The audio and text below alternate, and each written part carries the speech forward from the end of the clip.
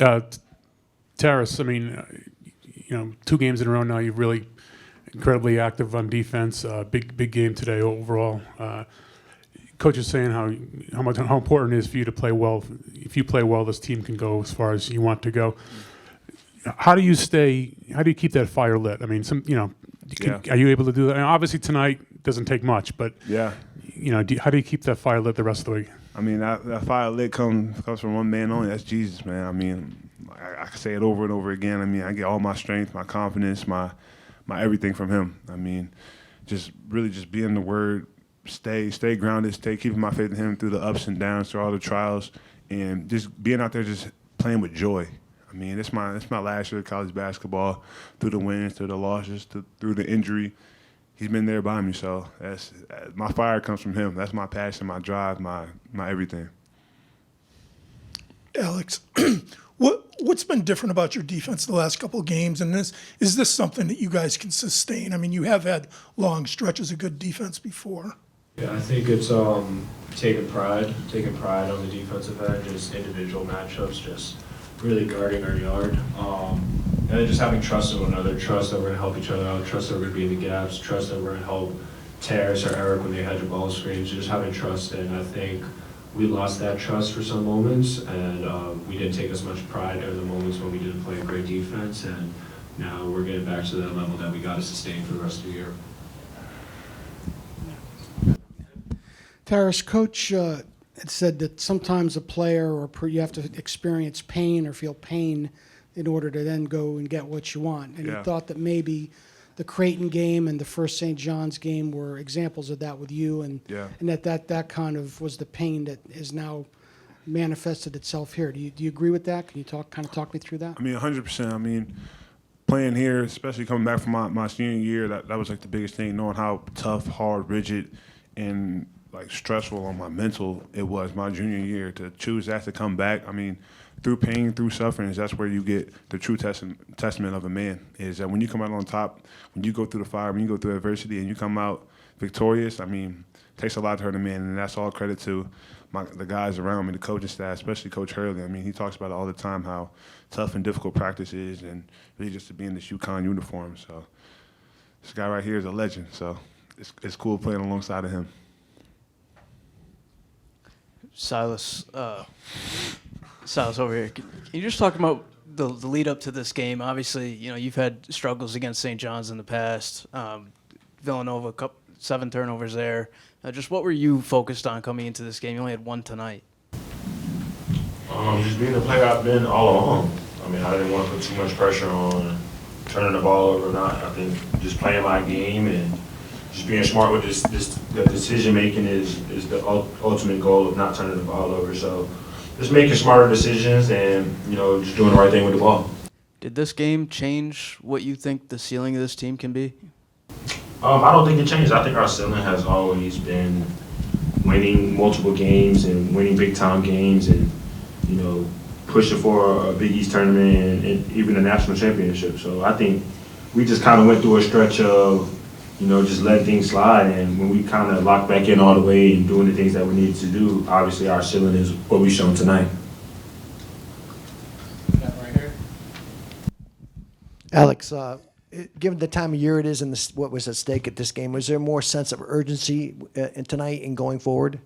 Yeah, I think ever since we lost to Creighton, we knew that Coach emphasized that these are like playoff games for us. So the urgency was there for Nova, the urgency's there for St. John's, and the urgency's got to continue for Seton Hall on Saturday. So we know it's at stake. We know what we're competing for. We're competing for a Big East regular season championship right now. And, ultimately, if you were to lose this game to St. John's, they'd have, a big advantage heading to the rest of the year. So we knew what was at stake, and we knew how important this win was for us. And, we just gotta keep playing with that fire. Silas, you had a more complete game this time. In terms of your mentality, was there anything different that you did to prepare for this game, or based on what happened last time when you played against St. John's? No, I think I kind of still had the same routine. I think just being more conscious of when I have the ball, and just their defenders, they're very handsy. So just being active as they're being active on the defensive side, and like I said, have a more complete game, which means everybody else around me was doing their job, and I was able to feed them when needed to, and they hit the shots when they needed to. Tarris, at Big East Media Day, you said the matchup with Zuby was going to be like a tango. He probably got the better of you the first time. This time you came out on top. What can you say about how you matched up with him tonight? I mean, knowing him, he's such a tough competitor, and his motor is for a guy 6'8". I mean, he's always moving, always constantly moving. So we're just coming into this game knowing, just looking at the last game, how I played against him, how we played against him, and what can we do better. Not really trying to focus too much on St. John's, but as a collective group, seeing the good, the bad, the ugly, and really adjusting for this game. So this game, ever since we lost, been circled on that Big East calendar. So it's great to go out there, dominate, and really have fun doing it. Alex, what were there emotions for you coming off Hartford for the final time, and are you prepared for Saturday? I mean, you've done it once already, anyway.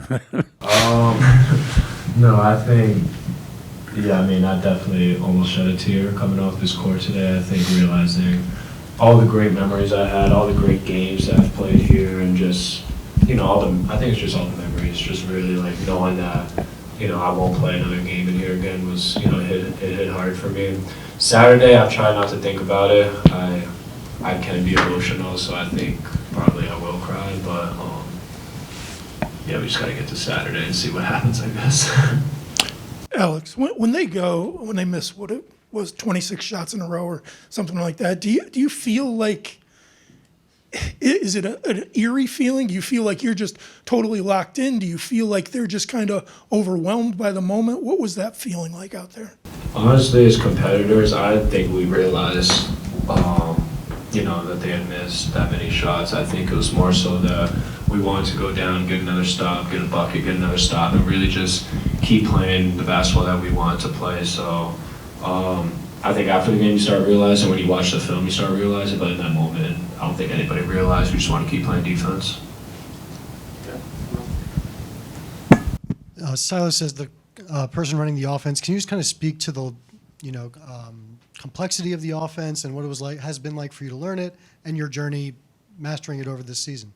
Yeah, I knew coming in it was going to be tough, just learning all the different play calls and the different actions we do. Like you said, it's a very complex offense.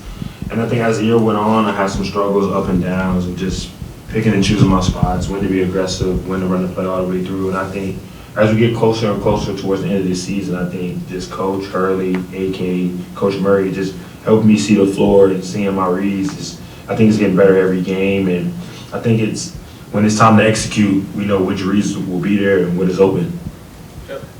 Alex, I am going to ask about that one loss that you had here. Just what do you remember about that game? I remember just thinking about the crowd, the difference in that one. I think there was a few boo birds in that one. And now to end it on this high note with one of the better crowds that's probably ever been in here. This probably is like the best crowd I've been a part of in People's Bank / XL Arena. I think the crowd really showed out tonight. We greatly appreciate them, and they really made a big advantage for us. But yeah, that first loss, I do remember it was to St. John's, and we just got out tough. We got everything that went wrong, and I think we lost by like 15-2. It was bad game. Fans were leaving early. We got boos. Yeah, it was bad. I've kind of tried to forget. But I mean, it's mixed in that January spurt and freshman year, so I just include that in January, and not fun. Alex,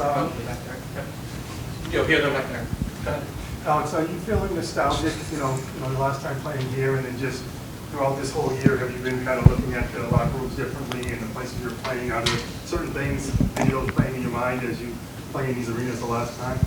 I think it's more so just trying to be enjoying the moment, enjoy the present, just really sit there and really take in the video board that, before the starting lineup, that video, just really enjoying that, enjoying the fans, enjoying, just the fan energy, enjoying everything that, comes with being at UConn, and really, when you go out there, you're playing basketball, but when we go on a run, just try to hype up the crowd and really just soak in all those feelings. So, I'm definitely trying to enjoy every second that I have left in this jersey, in this program.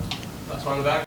Tarris, what does it mean to you to hear your head coach talk about how important your success is to the team's success, and then follow that up by turning in a performance like this with the stakes this high? Honestly, it's a blessing.